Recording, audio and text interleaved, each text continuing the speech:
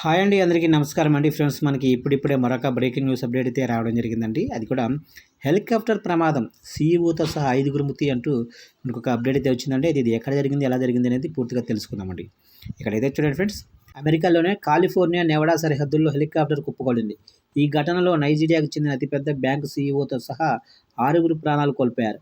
Axis bank CEO Herbert విగ్వే తన భార్య, కుమారుడు మరికొందరితో కలిసి యూరోకాప్టర్ CC-130లో మొజోవా ఎడారిపై ప్రయాణిస్తుండగా సాన్ బెర్నార్డినో కౌంటీ వద్ద శుక్రవారం రాత్రి ఈ ప్రమాదం జరిగింది. అయితే దాదాపు 3000 అడుగుల ఎత్తు నుంచి అది కుప్పకూలడంతో అందులో ఉన్నవారు ఎవరూ ప్రాణాలతో బయటపడలేదు.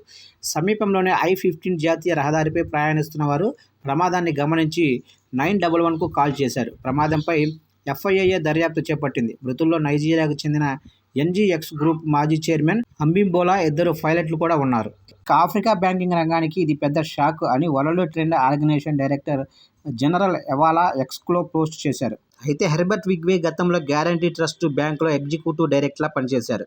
నైజీరియా, యాక్సిస్ బ్యాంకు ఆఫ్రికాలోని పలు దేశాల్లో సేవలు అందిస్తుంది. ఇటీవలే అమెరికాలోని శాన్ డియాగో వద్ద ఓ సైనిక హెలికాప్టర్ కుప్పకూలి 5గురు మెరైన్ కోర్ సిబ్బంది చనిపోయారు. ఆ తర్వాత కొన్ని రోజులకే ఈ ఘటన చోటు చేసుకుంది.